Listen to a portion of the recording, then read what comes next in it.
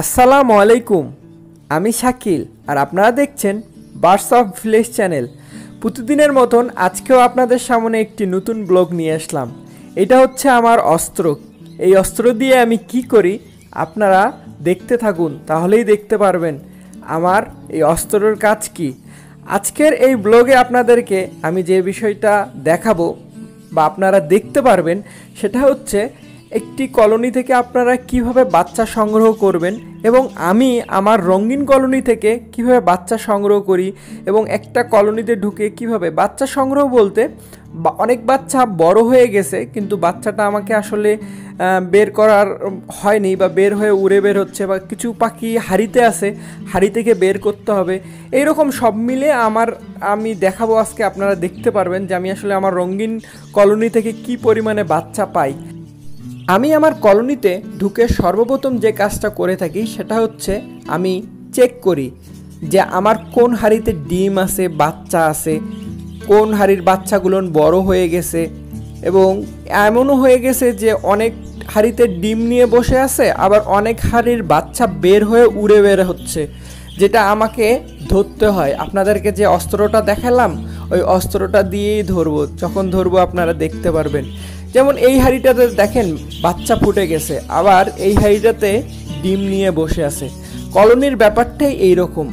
আর কলোনির এই যে চেক করা ব্যাপারটা আমার খুব ভালো লাগা কাজ করে এবং আপনাদেরকে এখন এমন একটা সারপ্রাইজ দেখাবো, আপনারা দেখলে অনেকে চমকায় যাবেন।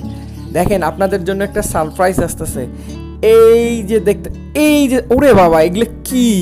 একটা পাখি এত ডিম, এটা কেমনে পসিবল ভাই? আপনারা আসলে না দেখলে বুঝতে পারবেন না। আমার না কলোনিটাই এইরকম যে মাশাল্লাহ এই হাঁড়িটাতে দেখেন 5টা বাচ্চা কত বড় বড় হয়ে গেছে। আর আমার সবচেয়ে ভালো লাগা কাজ করে এই সময়টা, যখন দেখি হাঁড়ির ভিতরে এই যে বাচ্চা আর এই যে কুড়াচ্ছি, হ্যাঁ, এই বাচ্চা সংগ্রহ করে যখন হাঁড়ির ভিতর থেকে খাঁচাই নেই, তখন না আমার সবচেয়ে মনে হয় শান্তি কাজ করে এবং ভালো লাগা কাজ করে। এই যে দেখেন এই বাচ্চাটা কত বড় হয়ে গেছে, ধরতে ধরতে কিন্তু উড়ে বের হয়ে চলে গেল। আবার এইটাকে আমি যখন উড়ে চলে গেল, আবার অনেকগুলো উড়ে উড়ে বের হচ্ছে, এগুলো না আমাকে অস্ত্র দিয়ে ধরতে হয়। এই যে দেখছেন এখন অস্ত্রের কাজ শুরু হবে, আর অস্ত্র কিভাবে আমি কাজ করি সেটা আপনারা দেখতে পারবেন। আর আপনারা অনেকে হয়তো ভাববেন যে বড় পাখি আর ছোটো পাখি কীভাবে বুঝতে পারবেন। সাধারণত বাচ্চাগুলো উড়ে কম। মাশাল্লাহ এই হাঁড়িটা তো 5টা বাচ্চা। আমার না আলহামদুলিল্লাহ সব হাঁড়িতে 4টা 5টা করে বাচ্চা। এবং আমার সবচেয়ে ভালো লাগা কাজ করে কিন্তু এই সময়টা, যখন আমি বাচ্চা কালেক্ট করি। আর আজকে এই কালেক্টটাই মনে হয় আমার এই সিজনের শেষ। এই সিজনে আমি শেষ বাচ্চা সংগ্রহ করতেছি। এরপরে আমার হয়তোবা এই কলোনি থেকে আর বাচ্চা সংগ্রহ করা হবে না, কারণ আমি আমার পাখিগুলোকে রেস্ট দিয়ে দিব। আর আমার পাখিগুলোকে রেস্ট দিই কোন টাইমে বা কখন হাঁড়ি খুলবো, এগুলো নিয়ে আমি নেক্সট ভিডিও তৈরি করব। সেই ভিডিওই আপনারা দেখতে পারবেন। এখন এই ভিডিওতে আপনারা যেটা দেখতেছেন সেটা হচ্ছে আমি কিভাবে আমার বাচ্চা সংগ্রহ করি। সাধারণত এক বড় ভাই আমাকে আজকে সকালবেলা ফোন দিছিল, যে উনিও হচ্ছে আমাকে আমার ইউটিউবে দেখেই বলছে যে ভাই আপনার পাখিগুলো তো অনেক সুন্দর দেখতে বা আপনার হেলদি, তো ভাই আমি নতুন করে খামার তৈরি করতে যাচ্ছি, যে আপনি যদি আপনার ওখান থেকে আমাকে বীজ জোড়া দিন। সেই জন্যই আমি সংগ্রহ করতাম, তার নিয়েতে আমি শুরু করলাম আজকে সংগ্রহ করা। দেখি তাকে আমি আসলে শেষ পর্যন্ত কয়টা পাখি দিতে পারি। আলহামদুলিল্লাহ আমি এখন পর্যন্ত যেটা কালেক্ট করতেছি, যে দেখেন আমি কিন্তু এই যে দেখেন আমার অস্ত্রটার কাজ দেখেন। আপনাদেরকে আমি প্রথমেই বলছিলাম যে আমার আসলে অস্ত্রর কাজ কি। সাধারণত আমার এই অস্ত্রটা যদি না থাকতো না, একটা পাখি ধরতে গিয়ে আমার ঘাম ছুটে যেত। অস্ত্রটা আসলে কতকার কার্যকর আপনারা হয়তো বা ভিডিওয়ে দেখতে পাচ্তেছেন। আর এই অস্ত্র থাকার কারণে আমি খুব ইজিলি আমার পাখিগুলোকে ধরতে পারতেছি। বাচ্চাগুলো আসলে আমার আরও কয়েকদিন আগে বের হওয়া উচিত ছিল। আমি আসলে নানান ব্যস্ততার কারণে, যেমন আমার আসলে নতুন ভিডিও দিতে হচ্ছে আপনাদের জন্য, এই জন্য আমি অ্যাকচুয়ালি বেশি ব্যস্ততা ওইদিকে হওয়ার কারণে আমি আমার বাচ্চাগুলোকে ধরতে পারিনি। আর বাচ্চাগুলো এই তালে আস্তে আস্তে করে বের হয়ে ওদের বাবা মার সাথে উড়ে উড়ে বের হচ্ছে। আর আমার সাধারণত নতুন করে বাচ্চা যদি এখানে আপনারা বের হয়, আপনারা বলতে পারেন যে না ভাই তাহলে আপনারা ওই পাখিগুলো না বিক্রি করে ওরাই উড়ে বের হোক। সাধারণত এই বাচ্চাগুলো একটু বড় হলে বা কিছু হলে কোনো কারণে মারামারি লাগতে পারে। অনেকেই কিন্তু এই প্রবলেমটা ফেস করে কলোনিতে, যে বুঝতে পারে না যে কোনটা বাচ্চা আর কোনটা হচ্ছে বড় পাখি। এই জন্য আপনাদেরকে অবশ্যই সবসময় অবজার্ভ করতে হয়। এই আলহামদুলিল্লাহ দেখেন এই হাইটেতে 4টা বাচ্চা, এরা কিন্তু পরিপূর্ণ হয়ে গেছে। এখন এদেরকে যদি আলাদা কোনো খাঁচায় রাখেন এরা কিন্তু নিজে খেতে পারবে। সো আপনাদেরকে ওই জন্য কলোনিতে যেটা করতে হবে, মাস্ট বি আপনাকে যে চেক করতে হবে যে কোন হাঁড়িতে ডিম আছে, বাচ্চা আছে এবং কেমন বাচ্চা আছে। হ্যাঁ, এই হিসাব করে আপনাদেরকে সবসময় কলোনিতে এই কাজটুকু করতে হবে যে বাচ্চাটা সংগ্রহ করতে হবে।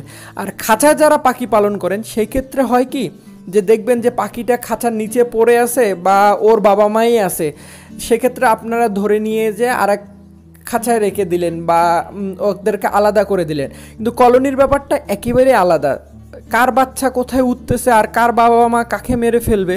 সো এইটা খুব কেয়ারফুল। এই কথাটা বলার কারণ হচ্ছে এটাই যে আপনাদেরকে কলোনি যখন করবেন অবশ্যই আপনাদেরকে এই কাজটা প্রতিদিনই করতে হবে, কোন হাঁড়িতে কী অবস্থায় আছে, কার বাচ্চা উঠতেছে, কত বড় হয়েছে।